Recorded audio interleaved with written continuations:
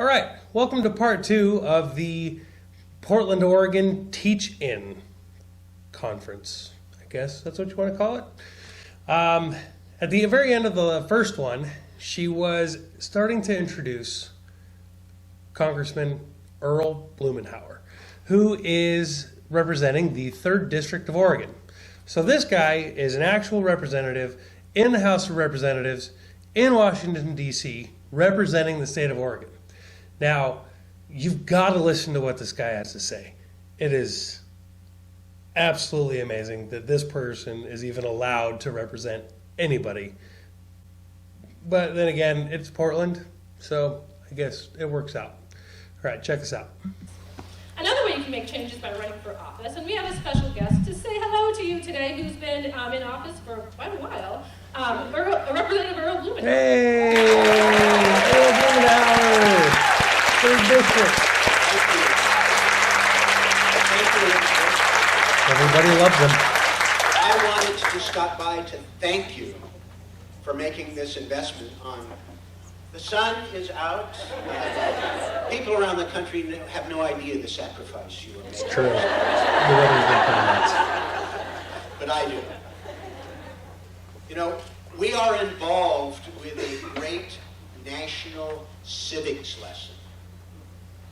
Yesterday was the 50th anniversary of the 25th Amendment. Oh, good to know. Which has the provisions for deciding presidential disability and removal from office. What a perfect time to review part of our Constitution. I wonder what he's saying. Actually, I have some legislation to put a little kick into that. It looks a little chaotic, I know, for you looking at what's going on in Washington, D.C. Some of us use the analogy, and you hear it all the time, that the dog caught the mail truck. Never heard that before. It's worse than that. The dog is driving the mail truck. I mean, Must be a Portland we thing. had confirmed a woman for Secretary of Education. So I'm just going to go and pause it right there real quick. Did you hear how he said woman? They have confirmed a woman. I'm offended. Trigger warning. Who has no clue. None. So they're saying she has no clue. Supremely unqualified. How have the qualified That people stands been out working out for us? even in this administration. You know, the good news is that having her there with her background, her ignorance, her bias, is one of the best ways to prove your point. I started yesterday with a group of attorneys who have volunteered to deal with people caught in this immigration morass, the Muslim ban. They were telling Oh, did you guys hear that? Buzzword, Muslim ban. 7 countries. There's how many countries that have Muslims in them? It's not a Muslim ban, people. It's 7 countries. Just saying. me last Saturday there were 500 attorneys on a conference call on a Saturday. Like it's a big deal. It was on a Saturday? Across the country to help unwind this tragedy. Where's the tragedy? Tell me where the tragedy is. What has happened with this ban on these 7 countries that was so tragic? The American citizens are home and can come home without a problem whatsoever. What happened that was such a tragedy? Explain it to me in the comments. I will answer every one of them. I made a personal decision not to dignify the charade of his inauguration by going back and being a prop. Because you would have been a prop just because you showed up. You would have been a prop. Literally, I can't keep track of all the meetings I've been to. In fact, later this week, we invited a bunch of people who had invited us to all of these meetings because they didn't all know each other. Oh, it's cute. And it was interesting, they were all women. Oh, they were all women. There's that word again. Who How cis are of you. serving as a catalyst here in ways that are, I just think, impossible to describe. I'll tell you, it really sucks back there now. But I am pleased to get on the plane Monday morning to go back to represent you, to put as much sand in the gears as I can. I'm going to put as much sand in the gears that I can. Also, Heard that? to make the points that you want made in terms of our values, and that we are going to stand by our principles, our values. We're not going to stop fighting. How are you going to fight? Some of you have seen this. What is it? Nasty women get shit done. Nasty women get shit done. I'm going to put this up in my office.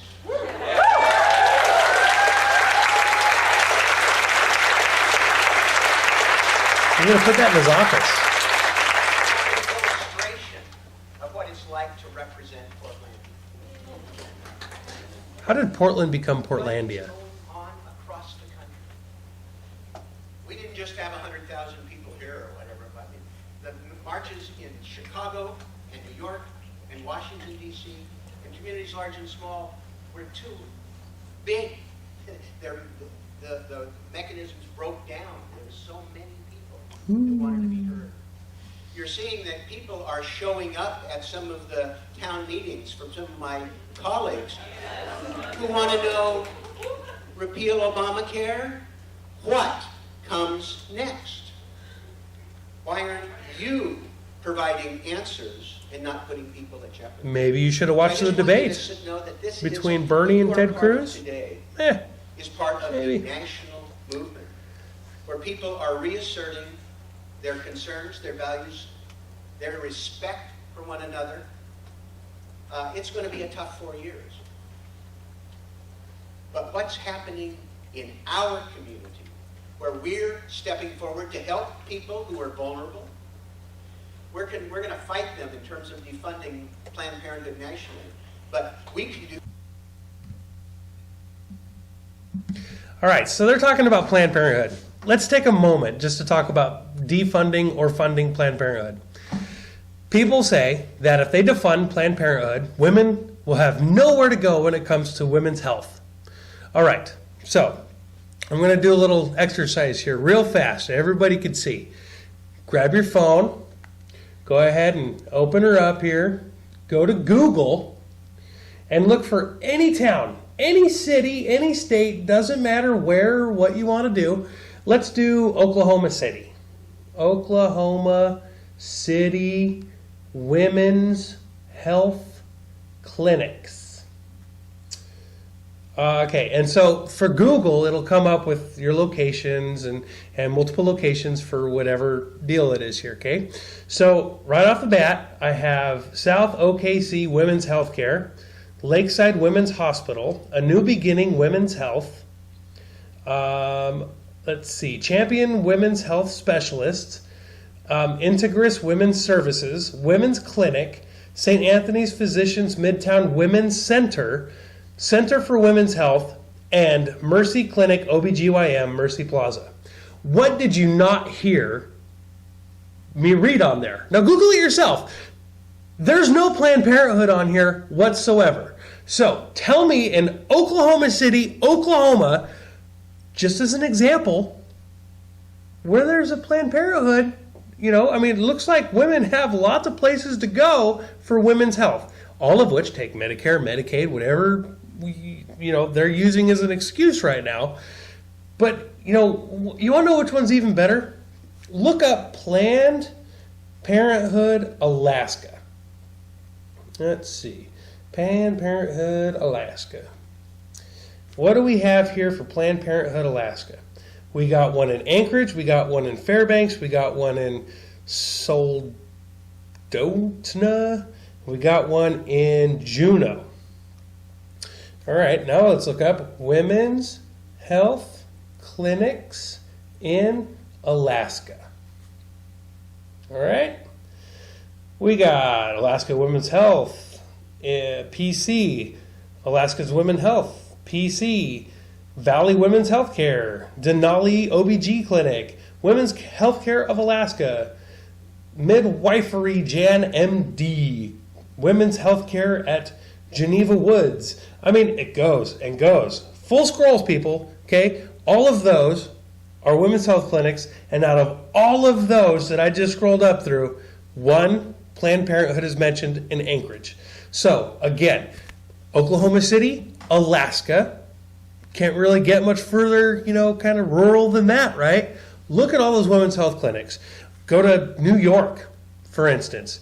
New York City, I'll bet you money there's a whole bunch of women's health clinics and one, maybe two, Planned Parenthoods. So, while liberals keep using these buzzwords and all these other things that'll just to make you mad or make you think that you actually have a valid reason to be upset, you don't. The truth matters. So let's go ahead and see what truth this representative of Oregon, who represents people who apparently believe this crap, let's see what else he has to say, because he's going to go to D.C. and say it some more. So let's just see. Ready? Let's go. Things with Planned Parenthood here. I just left pledge break for NAGFest, for OPB.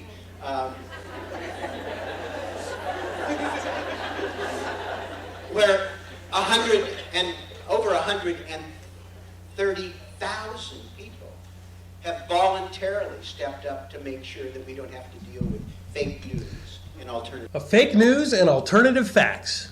Now, I'll give him alternative facts. That was a slip. Shouldn't have never been said. It was stupid. Now, fake news, on the other hand, how does a liberal get to talk about fake news? CNN, ABC, CBS. On our channel alone, we have pointed out fake news from them. I mean, fake news about Dakota Access Pipeline, fake news about terrorist attacks, fake news about protests, fake news coming from the liberal left-wing media. Okay? I mean, and don't even get me started on Huffington Post and Mother Jones and, I mean, the news mogul named Michael Moore. I mean, all they have are conservative sites, which I will tell you that during the primaries there were a lot of fake sites out there. They weren't conservative. They were just made-up sites, made-up tabloid garbage just to get clicks. Now, and if you can't tell the difference between a tabloid and news, you're stupid. Therefore, you don't get to have an opinion on what fake news is or what it's not. But don't be sitting there saying that fake news is only news that's positive about Donald Trump, because most of the fake news that we've been hearing about is from CNN, ABC, MSNBC. Watch a press conference, watch a press briefing with Sean Spicer and tell me that any question that is asked by MSNBC isn't fake news. Just saying. All right, let's continue. By the way, that was another buzzword. And there's nothing more important than dealing with young people today. They are looking for answers. They have questions. They're concerned. And teaching in a time of Trump makes my head hurt. What challenges you have on an ongoing... What challenges would there be? Tell somebody, again, comments down below. You just write them down. And tell me what challenges there could possibly be with President Trump as president versus Obama. I mean, under Obama, I'm sure a teacher would have to explain to their elementary school kids, why are all those people rioting? Just like they have to do now. Why are all those people rioting? And what are the teachers going to say? Oh, we're on their side. They're standing up for whatever. We're on their side. They're the good guys. Yeah, they're the good guys as they're burning their cities down. I mean, tell me that a riot in Portland against Trump is a good idea, especially when the only reason Hillary won Oregon was because of Portland. Therefore, most of the people's places that you're destroying, throwing bricks into, setting on fire, whatever, they voted for the same person you voted for. Oh, but you're right. most of the people who rioted and protested and who got arrested for doing these things, they didn't vote in the first place. You don't get to have an opinion. Moving on. Oftentimes stepping up to provide support services for students where families aren't, or where other government agencies are. And you have other things you could be doing if you're more. Right. Support groups, because we're afraid. I'm glad you're not. And I'll look forward to working with you so that we come out of this great national civics lesson stronger, addressing some of the issues you'll be talking about here. It's not like they haven't been there.